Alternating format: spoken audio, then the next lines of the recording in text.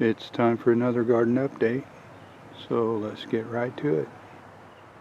Those little volunteer petunias that I stuck in the hollow logs here are starting to bloom. The zinnias are getting close to blooming. Corn's getting very tall. It's well over waist tall. The ornamental popcorn and the Japonica corn is getting pretty tall too, and it's starting to look pretty good. There's quite a bit of variation in the foliage of some of the Japonica corn, so I'll be saving seeds from the ones that I think look the best. Right now I plan to cross this corn with the ornamental popcorn, and I'll talk more about that later. The sweet potatoes in this straw bale are really growing well and starting to sprawl out on this side. I'm trying to keep them from going into the garden. The peanuts, in case you don't know too much about peanuts, the leaves close up at night and then they open in the daytime. These peanuts are starting to bloom already, and that is where the peanut starts its life, so to speak. It starts at the flower above ground, then it has what's called a peg, and then that peg will grow down into the dirt or soil, and then it forms a peanut. I did a video on the first time I grew peanuts. I grew one in a container. If you want to learn more about peanuts, I'll put a link down below. The carrots are growing very well, and I just thinned those out a little bit not too long ago. These are the thinnings from my carrots. A lot of these went into salads, but they're also great for snacking. I don't know if you can see the difference or not, but there are 4 different types of carrots represented here. The straw bale here is kind of an experiment. It's got orange hat and micro tom tomatoes in it. The orange hat tomatoes are doing very well, and you can see they're loaded with tomatoes. The micro toms, they're just not doing very well. They're getting kind of decimated by insect activity. They're just too small to grow out here on a bale. Here's the St. Valerie carrots. They're doing very well. Right next to those, in this cage, we have the Market More 76 cucumbers, and as you can see, they're about halfway up the cage already. And I was looking this morning, and oh, there it is over there. We've got a little female flower there with a cucumber forming.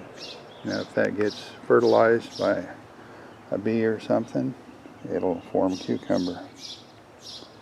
Next to that cage, we have some Kentucky blue pole beans, and they're starting to climb pretty well. Next to those are the red noodle beans, and they're starting to climb also.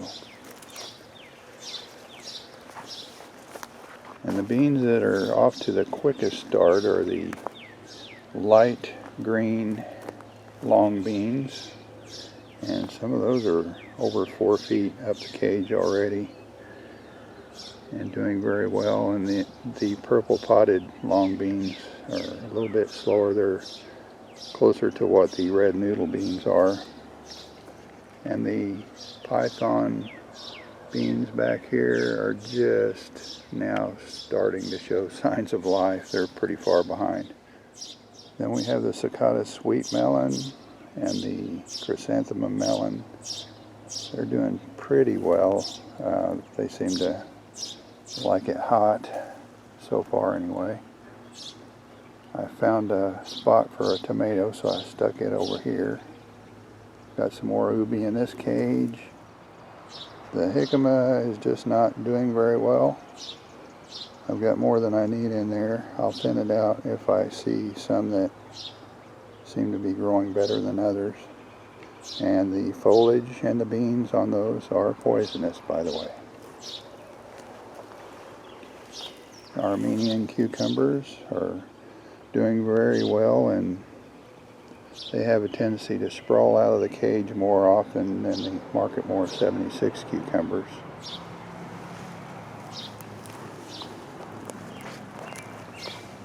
And while I'm talking about this area, I have some little volunteer petunias.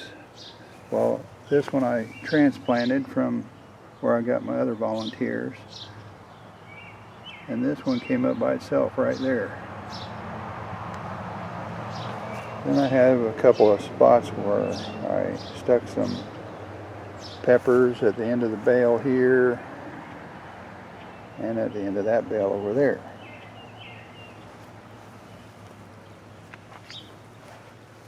And this straw bale has the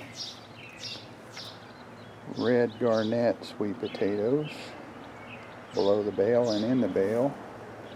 And we have sunflower at the end of that bale, some more carrots, and the beets aren't that far from being ready to harvest. That's what it looks like with the peas gone now. The peas did very well and ended up getting about 7 feet tall before a windstorm hit.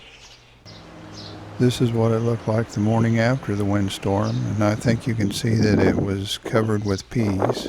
We had wind gusts here of about 55 miles per hour, or about 88 kilometers per hour. As you can see, there were still plenty of peas to pick. There's the Malabar spinach.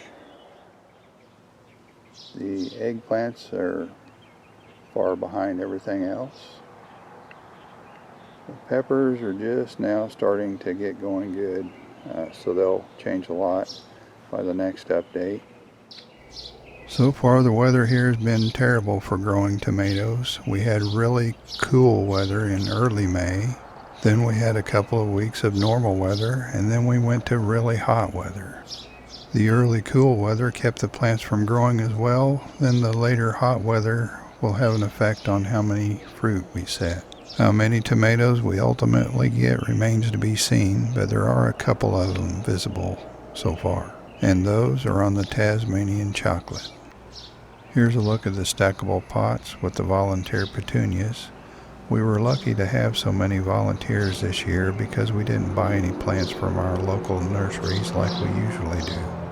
Right next to those we have some ornamental peppers and some more stackable pots, and I started those from seeds.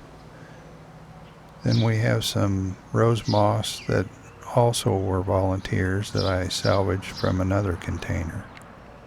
The tall hollow log with the volunteer petunias is also in bloom now, and this year I drilled holes in the sides, and some of those are starting to bloom too. Some of our sunflowers were planted by me, and some were planted by Mother Nature. That's why sometimes it seems like there's no rhyme or reason to their location. When the weather got hot, the spinach in the grow bag started to go to seed or bolt. So I decided to plant Japonica corn in this grow bag. I'm going to thin that down to just a few plants. We'll see how that goes. In the grow bag where the lettuce was, I planted 5 F3 hybrid peppers that are a cross between an Oda and a hot pepper. In the last grow bag, I have ornamental peppers planted, and I put the forks back in to keep the cat from walking on them. We have a sweet potato in a container, then we have a bunch of hot peppers here on the end. If you're wondering what those little white flowers are over there, that's a radish that's going to seed. Let's go take a closer look. If you don't pull radishes and just let them grow, they eventually go to seed. And the first step to that is they produce flowers, and sometimes they can grow over 4 feet tall. One neat thing is the seed pods they produce are edible.